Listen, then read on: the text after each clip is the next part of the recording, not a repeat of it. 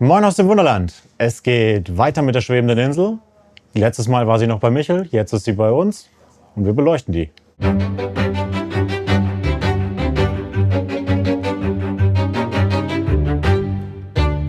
Also, Michel hat beim letzten Mal die Teile zusammengefügt und ich bin jetzt mit den Lebenslinien, wie wir sie nennen, beschäftigt. Also diese Lichtstreifen, die wir überall hingeklebt haben, die ich hier überall hingeklebt habe, die werden noch später dann versteckt.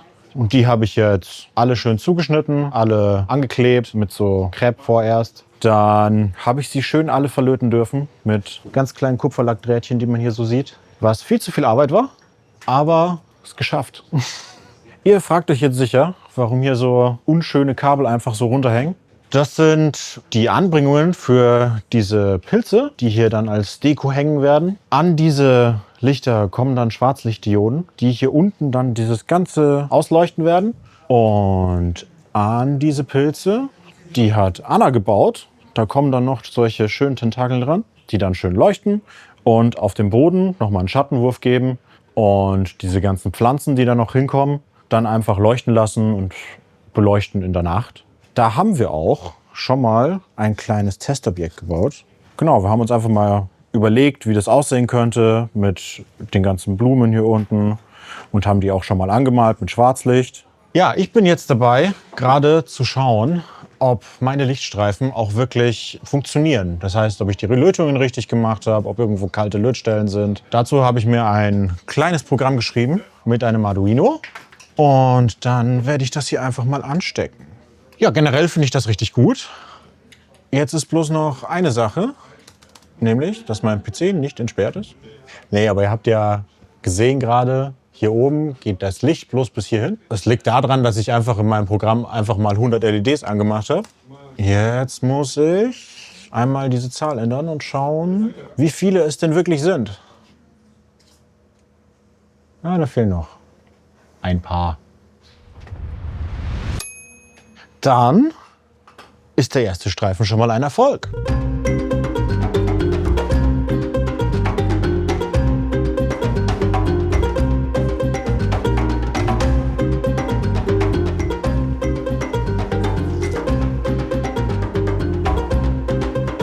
Das sieht doch gut aus, aber waren wieder zu wenige. Dann müssten das 135 sein, wenn ich mich nicht verzählt habe. Ja, waren doch 136. Dann mache ich das Ganze jetzt noch 7 Mal und dann geht das Ganze auch schon wieder zu Michel, der das dann verstecken darf alles. Ach, und ich habe hier ja noch eine letzte Sache. Ein paar Pilze, die werden dann schön verteilt auf dem Baumstamm. Also die kommen dann hier überall hin, hier dran, leuchten dann auch, ja, um das Bild abzurunden. Ich habe den Baum von Paul wieder bekommen. Da hat sich beleuchtungsmäßig einiges getan. Und zwar hat der alles vorbereitet, glaube ich, was es braucht an Peripherie, dass jeder Ast und alles beleuchtet werden kann. Er hat unter anderem Kabel gelegt hier, da kommen noch so Wesen ran, an Lianen sollen die später hängen. Die Kabel werde ich noch so verkleinern, dass sie dann auch aussehen wie Lianen. Dann sind hier Lichtschläuche drin. Diese weißen hier, das kann man da sehen, die habe ich hier oben in der Krone schon versteckt. Unten am Stamm bin ich da gerade bei, dass das alles dann schön aussieht. Wenn ich damit fertig bin, dann machen wir einen kleinen Test, ob die alle wirklich noch laufen. Das kann ja sein, dass ich da irgendwas aus Versehen irgendwie kaputt mache. Das wollen wir ausschließen. Wenn das gemacht wurde, dann wird alles verspachtelt. Dann mache ich den Baum endlich an. Ich muss hier unten diese ganze Insel, den Fußboden muss ich einmal machen. Also da eine dünne Schicht aufziehen. Dann die Wurzel, ein bisschen Rindenstruktur machen, ein paar Löcher auffüllen. Unten da innen drin, da muss ich mal gucken, wie ich da reinkomme. Da muss ich mir irgendwie die Hand verbiegen oder mit einem langen Spachtel. Ich weiß es auch noch nicht genau. Gestern haben wir einmal eine Probehängung gemacht. Was sehr schön war, weil alles gut geklappt hat, es passt. Wir haben ein bisschen nachgearbeitet, es gab so ein paar Stellen, die man nicht vorhersehen konnte quasi. Die haben wir gestern noch gemacht und wir haben das Ding aufgehängt. Das sieht von allen Seiten ziemlich gut aus, passt alles. Von daher bin ich da sehr zufrieden mit. Das hat gut funktioniert und genau, ich verstecke jetzt den ganzen Kram, bringe das alles wieder in Ordnung und dann geht das rüber zu Paul, dann geht das wieder zu mir und dann geht das wieder rüber zu Paul.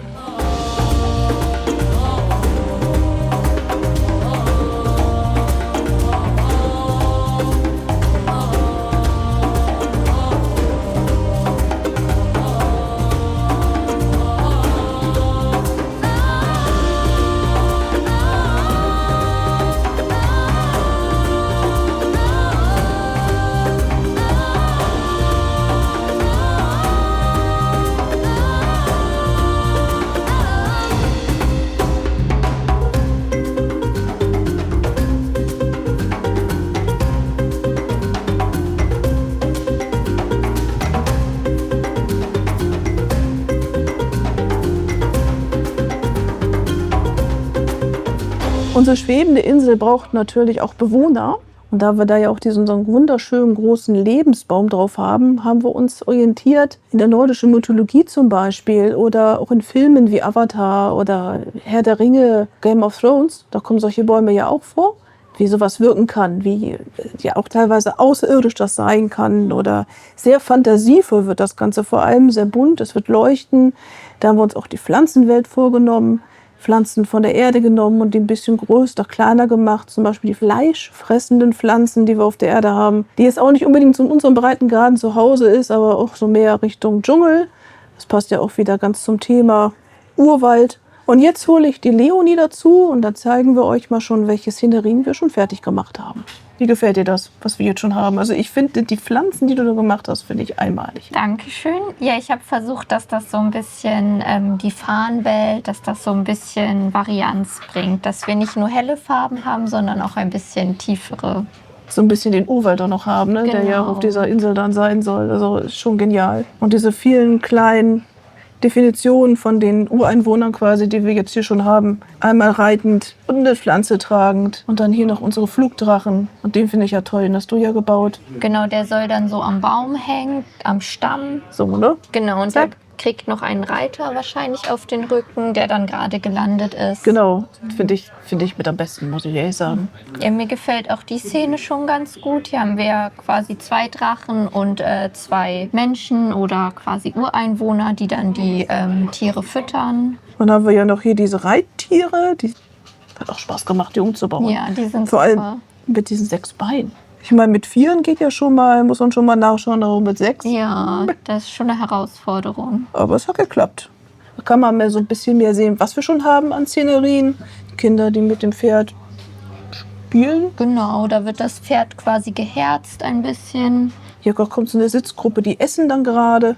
Naja, sieht man ja, was passiert. Und der Drache, der landet quasi gerade auf dem Baum, der soll dann so im Landeanflug gerade sein. Genau, genau. Und der ist gerade, der krallt sich noch so an den Baum, da kommt noch ein Reiter drauf. Also es macht schon Spaß. Ja, Kann man ja noch ist sagen, super. Ja. Ich überlege mir gerade die Szene für das Feuer in der Mitte vom Baum. Da soll quasi eine so Alltagsszene entstehen mit lauter Figuren, die quasi Dinge tun, was man so am Lagerfeuer macht. Das ist schon sehr viel Dynamik reingetan, finde ich toll. Wir haben hier zum Beispiel so eine Art Schamanin mit einem Umhang oder eine Frau, die, da kommt dann noch ein bisschen so Essen rein, die was bringt. Und hier haben wir 2 Kumpel, die treffen sich und grüßen sich mit Handschlag. Und dann kommt auch noch schön Farbe drauf und dann leuchtet das auch noch so richtig schön zwischen den ganzen dunklen Braun- und Grüntönen raus. Ne? Genau. Das kann Und man das dann wunderbar sehen. Feuer soll am Ende auch, glaube ich, leuchten. Ja. Ne? Also da sieht man dann auch die Flammen. Das wird richtig brennen quasi. Ja, und bei mir auf dem Tisch, hast du ja gesehen, da mache ich ja jetzt die Reiter auf unsere Flugdrachen drauf. Die müssen noch Farbe kriegen. Ja, der sitzt schon richtig gut. Ne? Also Ja. wie dafür gemacht. Ja. Kriegt der auch noch einen Sattel oder bleibt der so? Ja, ja, Okay. doch. Das wollte ich schon machen. Ja, und hier bin ich gerade dabei, diesen Reiter für dieses galoppierende, ich sag mal, Pferd zu machen. Und so wird es immer bunter und bunter.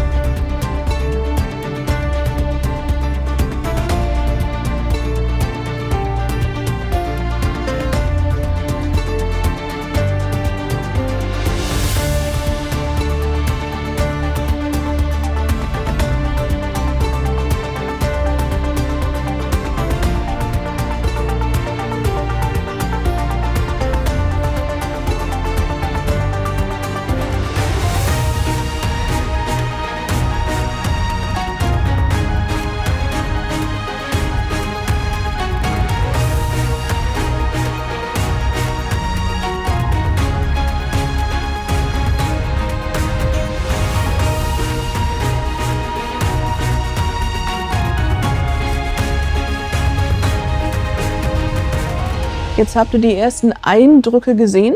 Wir haben aber noch viel zu tun. Wir wollen noch viel mehr Pflanzen machen. Es kommen noch Tiere, Natur, noch mehr dazu. Also ist noch viel vorzubereiten. Und Michael muss den Baum ja auch erstmal fertig machen. Und sobald der Baum fertig ist und die Insel dazu, kommt es hierher und wir können ausschmücken. Sofort damit loslegen. Und darauf freue ich mich schon sehr.